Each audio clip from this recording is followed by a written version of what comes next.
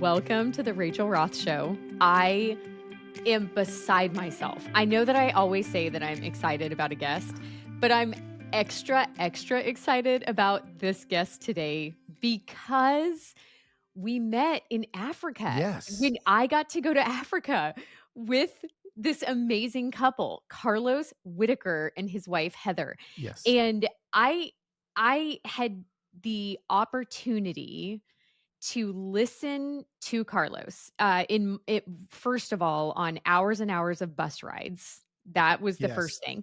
We had Hours. so many hours of bus rides, but it was so amazing because, they were sitting, like, in front of us or behind us or whatever, like he and Heather, and so I got to just listen to him talk, and I got to listen to his mind and his heart and kinda how he operates and how he thinks about things, and it shocked me because it is so different than what I usually hear from people, and it's Mm. so different than what I am typically, I don't know, exposed to just in everyday life, and I could not get enough. So anyway, I wanna read his quick bio and give you an introduction. I feel like he doesn't really need an introduction, but I'm I gonna tell do. you a little bit about him. This is the most accurate bio that I've ever heard in my life. I laughed when I read it. Carlos Whittaker is bringing hope to humans all over the world, and he's pretty good at it. He's an author, podcaster, and global speaker, backed by the power of a massive Insta family. His enthusiastic social followers who tune in daily to join forces with Carlos to find connection, do good, and be in community. When Carlos enters a room, he makes people feel seen. His superpower is creating spaces, online and in person, where people are safe to engage in conversation about the topics that matter most, but are often avoided. Gosh, that's so true. His motto, don't stand on issues, walk with people. That's the professional stuff. But all day, every day, Carlos is a family man. He and his wife, Heather, live in Nashville, Tennessee with their three amazing children, where you can find them working on the family farm, planning trips around the world, dancing to single ladies. Which, by the way, if you have not Googled Carlos Whittaker, single ladies, that video is adorable. It is hilarious. It You've is. got to watch it. You've got to watch it. And what was that? Were you on Good Morning America? Is I mean, that not only that, we were on all the shows. We were on Today's Show, Good Morning America. We were on Jimmy Kimmel's show. We were on all the shows, but we also won the People's Choice Award for Viral Video of the Year. I no. got driven to the Staples Center in a limo with my family, walked down a red carpet, and Queen Latifah herself handed me a crystal People's Choice Award for Viral Video of the Year. So, like, listen, this was like it's all been downhill since then. That is no, no, it has definitely not been downhill from there. Definitely not. So, it's you've gotta Google it if you haven't seen it or You haven't do, heard you of it. do. Like, it is the cutest thing ever. Just look for "Single Ladies Devastation" on YouTube. Yeah. You'll find the first thing that pops up. Oh my gosh, it's so cute. So, I reached out to Carlos. We got home from okay, you wanna know, we were in Africa together, Yes. and, we went, with this amazing organization called Compassion International, and we did all of these site visits, and it was incredible, and then some of us went to go hike Mount Kilimanjaro. All of you. All You're of so us, kind. except for Carlos and his wife, who instead Yes. went On a to safari. the most amazing safari. Like, the pictures are unreal, and I was like, "Listen, climbing Mount Kilimanjaro was the feat of a lifetime, Yes, like, it was absolutely. absolutely amazing, but next time I come back, that's Absolutely. what I'm doing. I'm Yeah. going on a safari like you and Yes, you Heather." are. Yes, you Oh my are. gosh, and your daughter joined you? That was incredible. Yeah, yeah, she did. Also, So I'm fun. going can I hire you to just introduce me to every audience I stand in front of? Like, I'm just over here gushing. It's been like Mm. 5 minutes and you're just telling the world how awesome you think I am. And so, like, I'm Yeah. just like, come on. Like, I'm gonna put you on contract on retainer for this. No, I'm really actually I was talking about how sort of envious I was as we were trudging through the middle of the night to summit Mm, Kilimanjaro, and yeah. you were in a luxury Oh, glamping glamping. Oh, situation. it was Yeah. bougie. It was Uh-huh. On nice. a safari, petting giraffes or something. Yeah, Like yeah. you were doing something Basically, exotic. I was cuddling Yeah. with giraffes. Sweet. So, we got to talk so much on the bus, and I got to hear you so much, and that's really what sort of motivated me to reach out to you about this because I don't know if you're aware, but there's a lot of politics going on in the Yeah. country right now. Oh, yeah. Oh my gosh. And I just had never heard a perspective like Carlos's. And Mm. so Carlos says, "Don't stand on issues, walk with people." And it is such a different perspective because I'll tell you from my perspective, and then Carlos, I want you to take over and start talking. From my perspective and my end, what I see is a ton of divide in our country, a Yeah. ton of vitriol, a ton of poison getting spewed at each other on both sides. I just see so much hatred and Yeah. venom. And Yeah. I don't see a lot of unity. Yeah. And I would love to hear you talk about this topic a little bit because it has kind of changed my entire perspective. Yeah. Thanks. I first heard that phrase, I guess it was probably 8 years ago. I was with a friend of mine, Mike, and we were actually on a mission trip. He's a pastor of a really cool church called Port City in South Carolina. And I just remember asking him, hey man, where do you stand on this issue? And he goes, oh, I don't. And I was like, what do you mean? Like, this is the issue. What's your opinion? He goes, oh, you want my opinion? I said, yeah. He's like, that's not what you said. I said, what did I say? He said, where do you stand on the issue?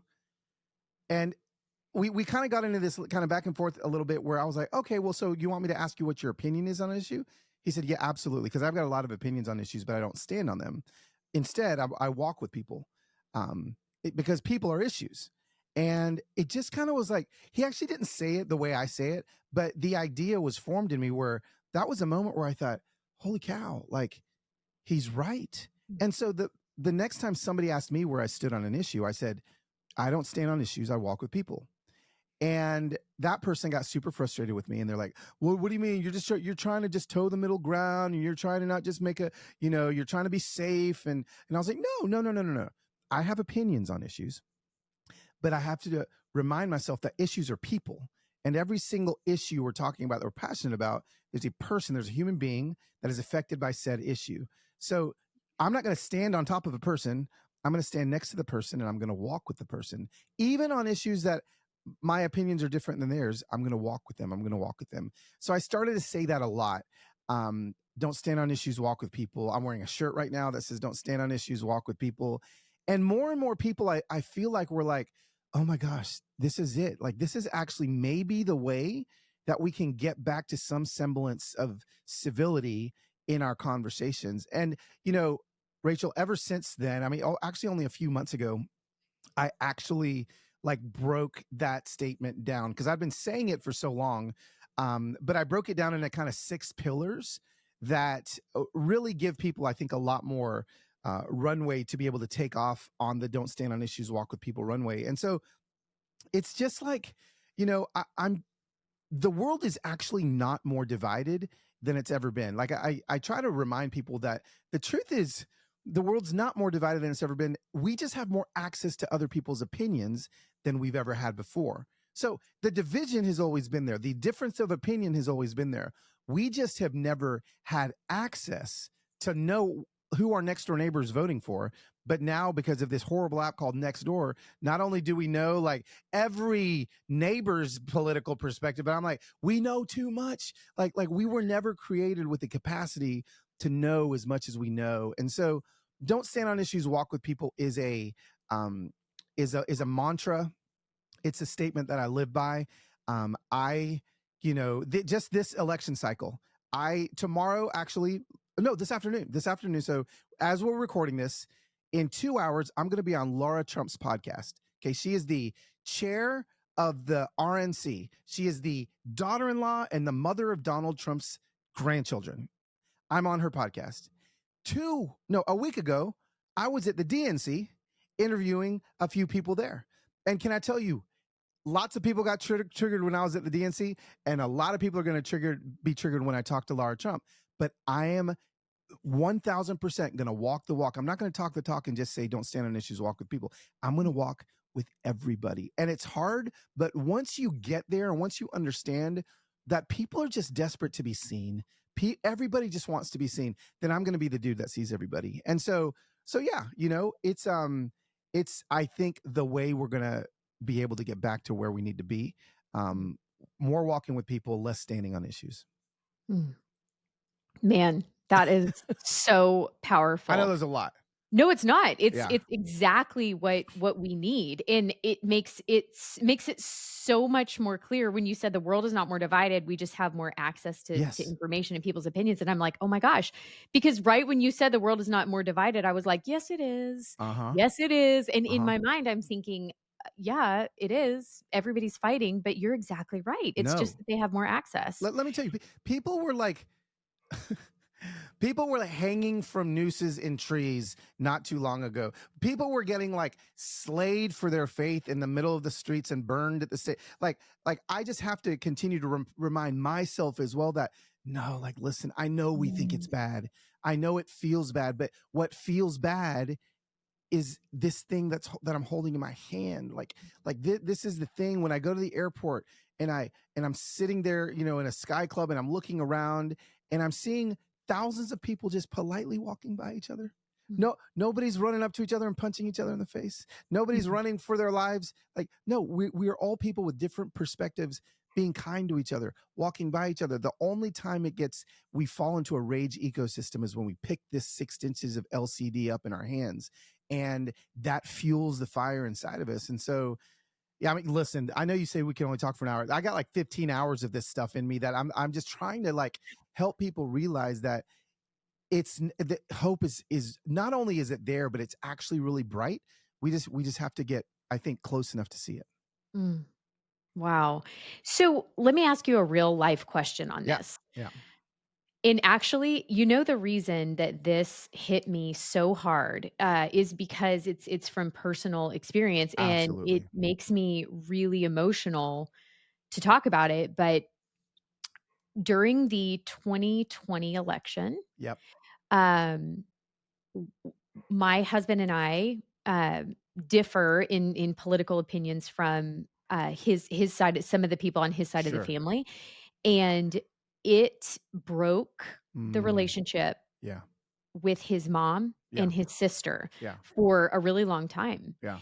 And it was so hurtful, and subsequently, at the end of last year, we actually lost his mom, Wow. and we had made amends, and we had, but Yeah. there was a rift for a while, Yeah. and I was actually just telling my mom about it this morning, like, this particular situation hits home so much because Mm, I loved her with mm, everything in me, and I would give anything yeah. for that time back. Yeah. I would give anything Yes. for that opportunity to just say, "None of this matters. None of Right. this matters." Like, Right. why did we get so Yeah. wrapped up Yeah. in this? And so I just love everything that you talk about. So what about an issue? What about like a very volatile issue? Like, I'm trying to think of the super hot points. Like, I'm Sure. thinking abortion. Abortion. I'm thinking LGBTQ. really, yes, Yeah. all of those issues. What if there is somebody, and I actually heard on your podcast this morning, you said it's way easier for you to walk with strangers Uh-huh. in this Yeah. than with family and loved ones. Absolutely. But there is somebody listening right now. There are people who their family differs in opinions, Yeah. and they're going to be, in situations where they're gonna have these conversations, and what about these issues that are so intense, Yeah. Yeah. and how do you navigate that and not let it ruin a relationship? Yeah. No, it's listen, it can be a phrase all day long. I could put it on a t-shirt, right? This is hard. like it sounds so good flowing off the tongue.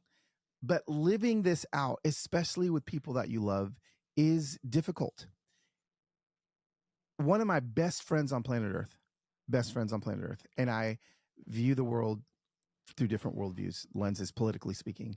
2020, 2021, friendship gets fried, gone.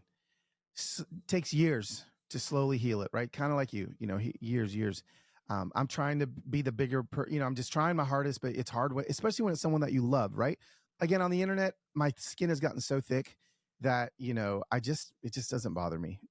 But this friend, we worked really hard on rebuilding our relationship. And then 2 weeks ago, I go to the DNC and had a moment where I made a mistake in my relationship with him, and I was thinking I was having fun with him, and it wasn't fun. And guess what? Suddenly, it all broke again. Like it all broke again. And the reason why it broke again, it wouldn't have broken if I didn't care about him. Like it actually wouldn't have broken again if it was a stranger on the internet. I would have just ignored everything that was said, and I just would have walked away. But something about someone that you love, right? Something about wanting to convince this person of that they're wrong and you're right. And then next thing you know, we're texting. Texts are getting hotter. Now I'm saying things about him that have nothing to do with what we're talking about. He's saying things about me. So I need to let everyone know, first of all, that Mr. Don't stand on issues, walk with people, is still trying to figure out how to do this every single day. So, and I tell that story because I want everybody to know that it's not as easy as going to my podcast, listening to the 6 pillars, applying these things into your life, and wow, look at that. All my relationships are healed. No, like, we're human. But I think the first thing I would say is, if it's somebody that's close to you, how I healed that more rapidly the second time around was that when we had a conversation, I was all about seeking to understand, not seeking to win, especially on the hot button issues, right? And so, like, every time I go into a conversation, I'm trying to legitimately understand. I'm so good at it. I was bad 2 weeks ago. I'm so good at it. And I'm not even trying to convince the other person. I'm like, hey, listen, like, I actually really want to know why you believe. And then the why keeps getting a little bit deeper. Okay, but how about this? Next thing you know, 9 times out of 10, there's a wounding somewhere in a person. There's a wounding somewhere that wounding is attached to a belief. And the belief is actually just, honestly, the belief is the cobweb. Okay. The wound is the spider, right? The lie. And so a lot of times when I can get to that, especially with somebody that I love, suddenly the conversation isn't about politics anymore. It's not about LGBTQ rights. It's suddenly about, well, I don't feel seen. And, it takes work. It takes work to get there. But I think listening to understand, not to reply, is super helpful. I also think that, especially with people that we love, we're going to have to just be smart sometimes and not step into some of those landmine issues. Like we're just going to have to be like, listen, there is nowhere good that this conversation is going to go. So let's talk about the Rams, or like, what is something that we do agree on? And when I say what is something that I do agree on, this is actually, I heard this by Malcolm Gladwell a few weeks ago. He said, if you put 2 of the most extreme politically opposing people at a table, okay, and they know that one is extremely left, one's extremely right, like the most extreme of the extreme, and you give them each a piece of paper, and you ask them to list the 20 things that they're the most passionate about. He goes, I did a study. Every single one of them, 17 out of the 20 things were exactly the same. But the 3 things were the things that we always focus on. So if you give 2 people, again, they believe they want their kids to thrive. We all want the same. Actually, we want the same things, but there's 2 or 3 things that we heighten and put up on these pedestals, that those are the things we're going to look at, when there's 17 things that we actually could be working towards together. And so when I heard that, that kind of solidified in me. Let me continue to find things that we both agree on, not even agree on, that we both want to see move forward, and let's work on those things together. Homelessness, okay? There's a problem that neither the left nor the right wants to see people homeless. So let's go feed the homeless together. Let's serve on something together that we can do. And so I do this a lot on my platform. I've got a lot of people on the super left. I got a lot of people on the super right that follow me.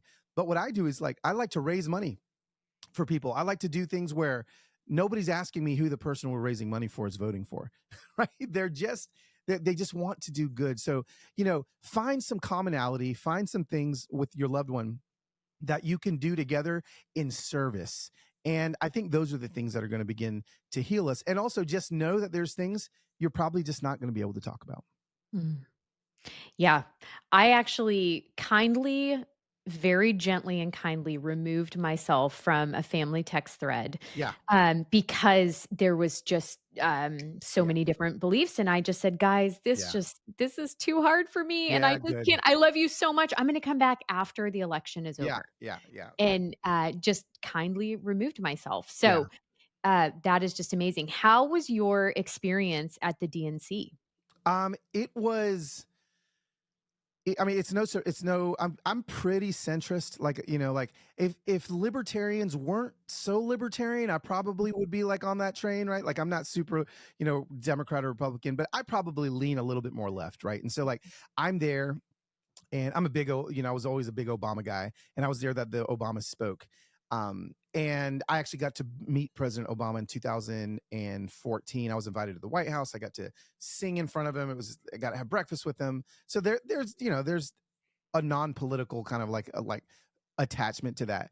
But I went for one night, and it was and I'm assuming I didn't get invited to the RNC, but I'm assuming it felt the same there. It was super inspiring to be around a bunch of people that are kind of rooting for the same thing, right? So like you're in a room with thousands of people, so that's inspiring. But then it was also kind of depressing that as I looked around, I just saw maybe a little too much hope in the eyes of people that if their person wins, that somehow everything's going to be okay. And I just kept thinking, man, I used to be that person. And I've seen it go back and forth too many times to be like, okay, it's great for 4 years, it's horrible for 4 years. It's great for 4 years, it's horrible for. No, I'm just not going to do that. So it was a little depressing to see. I think the hope that maybe shouldn't be there in Mm, some people's eyes. Like again, I don't think that if our candidate wins one way or the other, things are going to get that much better. Some people would argue with me in that, and that's fine. That's another conversation. But it was a little depressing to see so much hope in a political thing, I guess. And again, I'm coming from a Christian perspective. I'm coming from a perspective for your listeners that like I'm a Christian, and I believe that Jesus is my hope. And so therefore that's kind of where all my hope gets put in, not in this other stuff.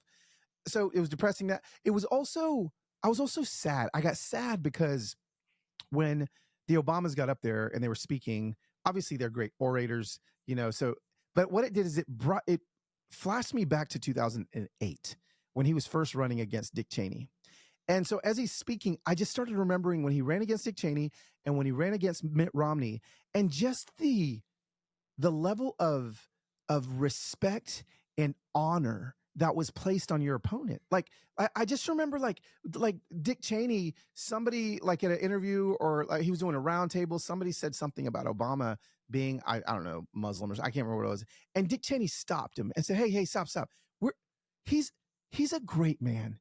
He's actually a good guy. And I'm sitting here going, remembering that as the Obamas are speaking, watching Obama do that, watching Dick Cheney do that, remembering a debate between Mitt Romney and Obama, and again how respectful they were towards each other, even though they vehemently disagreed. And then I just got sad. I got sad because I'm like, what in the world has happened? Like there's so much vitriol there. And I'll tell you again, what's happened is the speed at which we rage, this rage ecosystem that we're living in because of these screens in our hands, because we are living in these echo chamber silos that we're not walking with people. And so it's gotten that's what you feel when I said earlier that the world's not more divided than it's ever been. What you felt was, well, wait a second, Carlos. Actually, remember 2008 and 2012? It's different now. Yeah, it's different now because we just know too much. There's too much access. Which is why, like when I was with 7 weeks without a screen, it was the most peaceful experience of my entire life. Like I've never felt such serenity and peace because I only knew what was going on around me. Like I only knew what was happening to the monks 20 yards away. And I only knew that I needed to go pray for Father Dominic because he needed help. And I only knew, and I just start to think maybe we know too much. Maybe we just know too much. So anyway, So my experience was all of the emotions, all of the above. And again, like I said, I assumed that if I'd have gone to the RNC, it was very similar. At least I have a lot of friends that went, and they were like, yeah, there was just this unity there. There was this, you know, it felt different, you know, and yeah. So anyway, that was my experience. You know, I snuck in, snuck out. I didn't tell anyone on Instagram that I went, except for like my close friends list, just because I was like, I don't want to be in my DMs for 24 hours. So I did talk about it on my podcast. I've got a whole episode where I kind of And it unpack my is feelings. Yeah. so good. It Oh, is thank you. so good. Your perspective on everything is so good, and I am with you. I think that I have put too much hope in the past in a politician winning an election Right. when actually our hope is in Jesus Christ, and he is Yeah. so much bigger and more powerful than any person, any president. It's Yeah. like it's so silly. Yeah. But I understand why we fall into that trap. Sure. Easy. But it's so unnecessary, and so I think that's why I love your perspective so, so much. The other thing that I love so much is that you are like, "Yes, I went to the DNC, and then immediately after, I went to a Trump rally," like, very in short order after, and, it's like you are truly the embodiment of trying to find peace, create peace, look at things from every angle, understand everybody's perspective. And be curious. Yes. We've And lost do none of it curiosity. with hatred, none Yeah. of it with animosity. Yeah. Yeah. Curiosity breeds empathy. Mm, I'm just telling you, the less empathetic somebody is, ask or look and see how curious they are. They're not. mm, If there's no curiosity, then there's no empathy. And so like I just feel like people, and even empathy is like, getting a bad rap these days. People are like, oh, empathy is bad, and empathy leads to, the border being open, and empathy, like, I'm like, come on, people. Like, mm. empathy, I look at the life of Jesus. And again, I'm just talking to people that believe in Jesus when I say things like this, like from a Christian worldview. But I'm like, if I'm just trying to model my life after him, like empathy was right there at the top of the list with him. And so, the more curious you get, the more empathetic you get. The more empathetic you get, the more relationships open up. The more relationships open up, the more opportunity you have to possibly move somebody from one perspective to the other. But without relationship, right? When I lost my relationship with my best friend, was I able to move his worldview? Of course not, because there was no relationship. So if we burn the relationships down, then there's going to be no movement. So Yeah. So you were talking about your experience, a few minutes ago, and I wanna hear about this experience in this new book, and yeah. oh my gosh, how did all of this start? How did Yeah. you even get this idea? Yes. So the idea is I spent 7 weeks in late 2022, and I never looked at a single screen. So I didn't look at an iPhone, an Apple Watch, a laptop, a TV, an iPad, nothing. For 2 months, I never looked at a screen. So I didn't just delete Instagram. I didn't just delete Twitter or turn off my notifications. I legitimately had no screens with me. And I got my brain scanned before by a neuroscientist, and I got my brain scanned after. And in the middle, I lived a third of the time with Benedictine monks. I lived a third of the time with an Amish family in Mount Hope, Amish Town, Ohio. And then I lived a third of the time with my family here back in Nashville. And the reason why I did it was obviously it was an experiment for a book I wanted to do. But I also, we all get that screen time notification on Sundays that comes by our phone, and it says, you have averaged blah, blah, blah, blah, blah hours and minutes this week. And so I happened to see one come by. And normally I swipe it away. I don't look at it because it makes me feel gross, but I clicked on it. And then it said I was averaging 7 hours and 23 minutes a day. And I was like, I made an excuse right away. Well, I make my living on Instagram. This is what I do for a living. Like, my CPA friends are on their laptops for 7 hours a day. What's the difference, right? Um, and so I made the excuse, but then something in me was like, do the math. And I was like, okay, I did the math. It's 40, that it equaled about 49 hours a week. So suddenly, like, if my notification, Rachel, would have slid across, and instead of saying you're averaging 7 hours and 23 minutes a day on your phone, I promise you, if it does weak math instead and says you spent 2 entire cycles of the sun looking at your phone this week, that would be more shocking than the daily average. But of course they don't do that. Then I kept doing the math, and it was 3 months a year that I spend looking at my phone. And then I kept doing the math. And if I live to be 85 or so, I'll spend over 10 years of my life, of my remaining life, looking at my screen. And that was sobering. And so that's where this whole experiment came from. That was when I was like, well, let me get my life back. Let me try to, let me see what life is like without it. And so it was the greatest and worst decision in my life.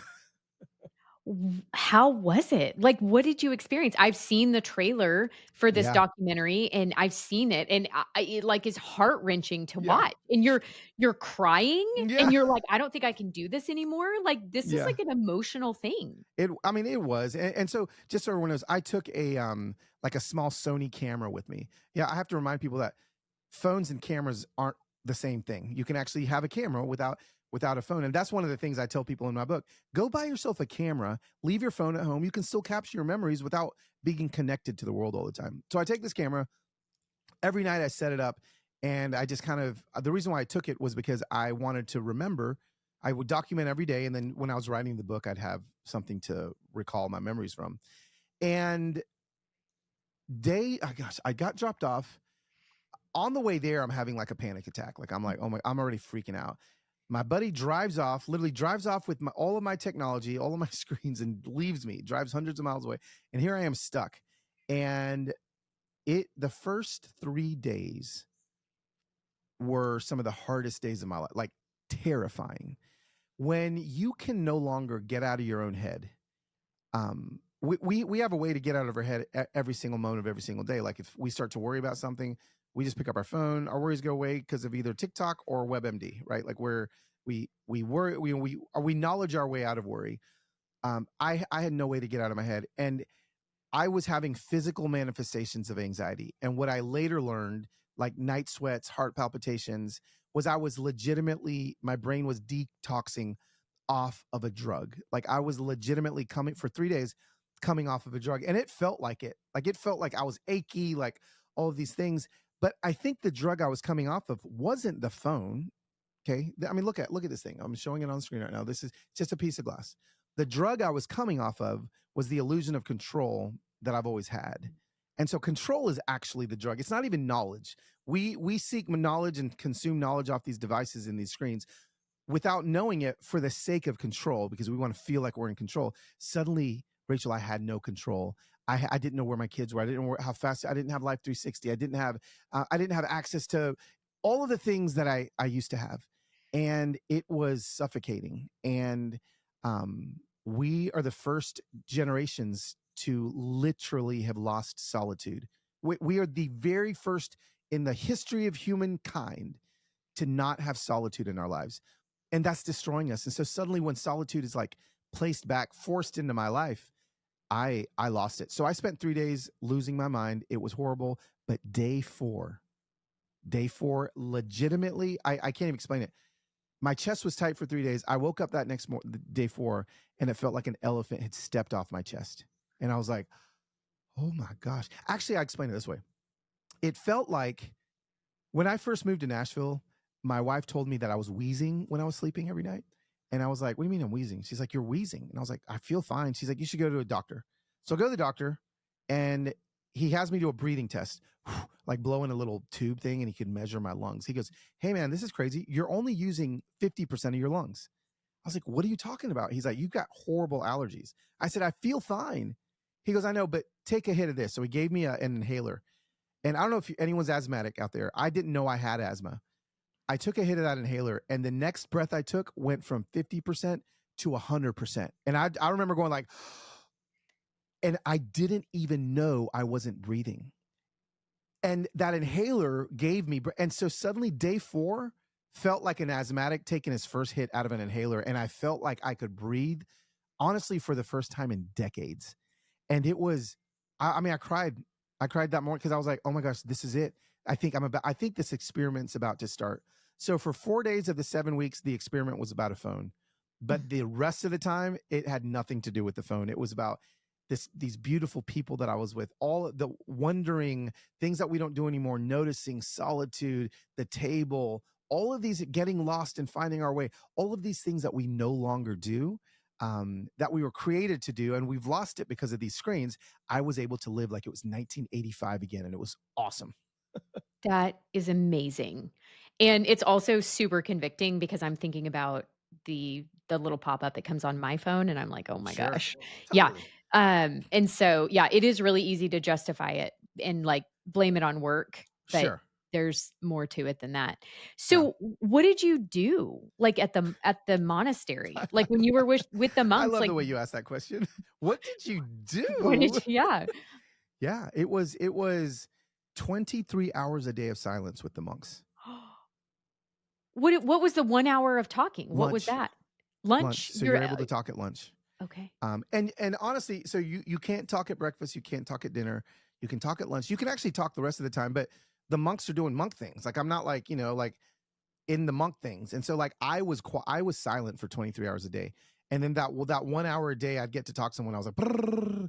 But there was a lot of walking, there was a lot of reading, there was a lot of sitting, there was a lot. I mean, legitimately, I was on a 10-acre campus with nobody but these monks and myself and a couple of guests that would come in and out for 14 days. And so, like I just and we'd pray 6 times a day. So I'd go into the chapel. The bells would ring 5 minutes before every prayer time. So 6 a.m. prayer, 7:30 a.m. prayer, noon prayer, 5 p.m. prayer, 7:30 p.m. prayer. And so you're in there chanting. They're chanting. They're doing things. And I fell in love with it. By day 8, I didn't want to leave. By day 8, I was like, I get it. Oh my gosh. Like I think I understand why these men do this. Like there was a stability to their way of life that we don't have.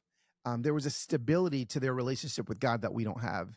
That there was and oh my gosh, I craved that. And so yeah, so I spent a lot of time with the Lord. I spent a lot of time talking to him, a lot of time journaling. I did bring 2 novels that were going to be like my Netflix at night. And I finished them in 2 nights. you know, and so Wow. it was incredible. Now that's night and day compared to the Amish. Like it was like when I went to the Amish, the monks was like living in a cave. The Amish was like moving to Manhattan. Like they went hard, and so it was a big juxtaposition between the two. So what was the Amish community like? Oh my gosh, they go sun up 5 a.m. We're up, we're out on the farm. Willis is working me, just working me to the bone. I'm shearing sheep. I'm doing. Then we go to the auction. We're selling out and we're visiting. We're having lunch. Where they visit a lot with friends. So like we just talked nonstop. So I didn't talk for 23 hours a day with the monks. I talked all day, every day with the Amish to where I was exhausted every night I went to bed. So it was a completely flipped experience. So although they're screen free, um, they were living a completely different way of life, and so what I loved about the Amish too is that like all the meals were at least an hour. Breakfast was at least an hour. Lunch was probably 90 minutes. Dinner maybe 2 hours. And so all the meals were just so long. And I fell in love with that with the Amish. It's just how they do meals and the conversations we would have. I got home and did the research. The average American meal 100 years ago was 90 minutes. The average American meal in 2023 is 12 minutes. And we have lost mealtime. We have lost, and I think that actually goes back to don't stand on issues, walk with people. The amount of stuff that Willis is the farmer, disagreed on. Again, believe it or not, Willis and I had very different beliefs. I got a lot of super conservative friends.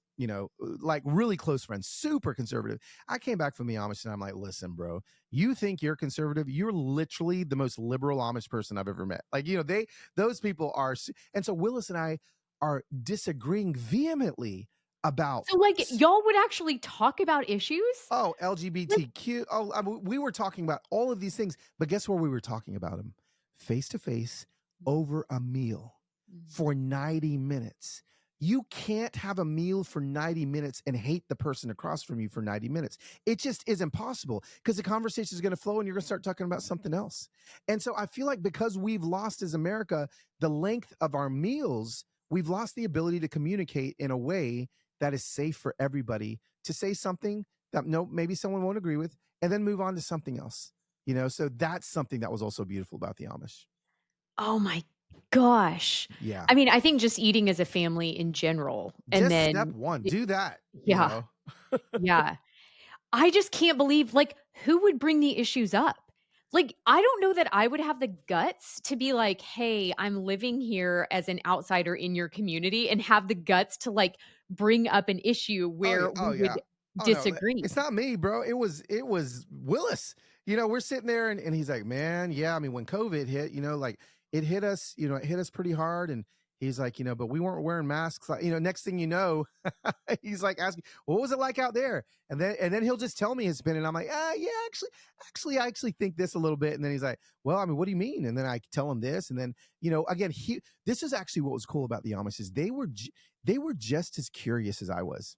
You know, Mm. they were so curious about my life. They were so curious about what, you know, what I believed and why I believed what I believed. And, you know, obviously, like they're not seeing everything that I'm seeing. Mm. And so I was able to give, I think, a little different perspective. It was really cool. So yeah, we had a lot of, you know, and even within the Amish, there's a lot of disagreement, you know. So, Oh, um, really? oh Within the yeah, Amish yeah, community? because there's different like orders of Amish. So there's like, Okay, you but know, here's my question. How where do they get their information? Because they don't have screens. right. Newspapers are now not what they used to be. So, like, how do they even form a worldview or know what's going on with politics and things like that? Oh, sure. I mean, well, first of all, I would say that 90% of Amish work in some, unless they're a farmer, which is getting less and less. It's so hard to farm these days. I'd say 90% of Amish live and work with non-Amish. Mm. So they're you know they're a lot of them are in the trades, so they're construction, they're building homes, and they're working with people that aren't Amish every single day, and so they're talking, you know, every single day, you know, with people that, and you know, I can't remember if they read the newspaper or not, but they have their own paper called the Budget, and the Budget comes, you know, every other, and so they get the news that way. And so, and you know what? They actually know. I take that back. They do read the newspaper. Willis would read the newspaper, so they get their news that way. They get their news from the paper. Who Um, writes the budget? Amish, Okay. yeah, Amish, and listen, there's different Amish that some Amish may listen to the radio. Uh-huh. Some Amish may listen to podcasts. Some Amish have flip phones. So if you have a business, the order of Amish I was with, if you have a business, the church allows you to have a flip phone because they realize they can no longer keep up in their business. A lot of businesses were shutting down unless they had the availability for people to contact them. And so even the Amish are progressing in their technology. You know, they've got to do what they've got to do to keep up. Yeah. So yeah, there was a lot of fascinating things about the Amish that, you know, one of the things I took back with me is I've deleted the news apps off my phone, and I've deleted Twitter off my phone, and I subscribe to the Tennessean. I subscribe to a newspaper. So every single morning I walk out in my front yard like it's 1985, and I walk out there with my coffee, and I pick up my newspaper, and I read the news. And then if guess what, Rachel, if something else happens on planet Earth, I'll find out tomorrow morning, or somebody will tell me. And man, just the amount of peace that has been garnered into my soul because I've made a decision to stop consuming news like a freaking, I mean, I you know, people are just addicted to knowledge. And when I realize I don't have my soul and my psyche don't have the capacity to consume that much, I'm going to read the newspaper, and that's it. So that's how I get my news.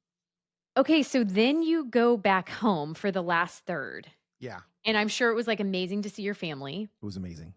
It was and when that happened and you still stayed off of technology, how hard was that to go, like, back to your real life and not oh, have by that point legitimately I was almost Amish. Like by that point there was like zero desire to look at a screen. Like my family was still on their phones, they were still watching Netflix. I had zero desire to look at a screen. And so yeah, it was easy. Actually, I saw their screen time go down.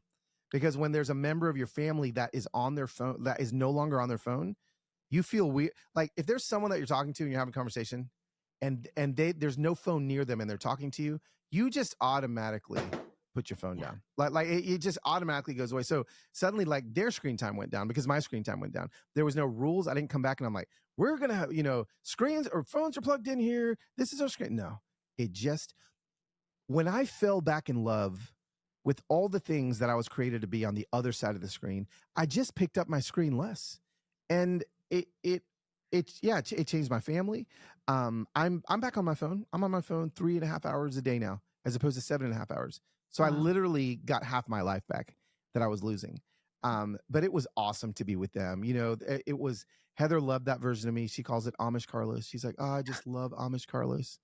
And yeah, I'm walking around my little mini farm here in Nashville, like fixing things now. She's kind of in charge of all that stuff, like the farm and stuff outside her garden. But I'm out there fixing things, and she's just like, I just love this person. So they finally got. If you think about it, those 3 weeks I was with them without a screen was the purest form of their father and a husband that they probably had ever seen, and um, that was pretty sobering.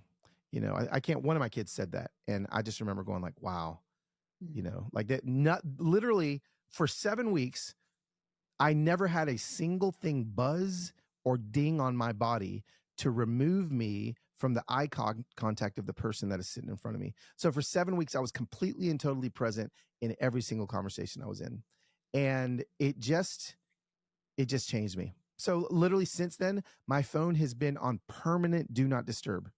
There Wow. will like permanently do not disturb. And so like I will know if there's a notification when I pick my phone up, they're there waiting for me, but it will never tell me that there's a notification. And so it's been on do not disturb. And I think that's probably the reason why I'm down to 3.5 hours is I'm not because what happens is notification goes, I pick it up, I swipe it, it's something I don't care about, but then I open up Instagram. Right? And then I'm just as addicted still, Yeah. and so yeah, a bunch of things shifted when I got home. Man, that is just unreal. We experienced a tiny version of this on Yes, on the mountain. Kilimanjaro because we didn't have any service at all, and so Totally. exactly what you were saying, like, I didn't know where my kids were. Yeah. I didn't know where my husband was. I didn't have any idea Yeah.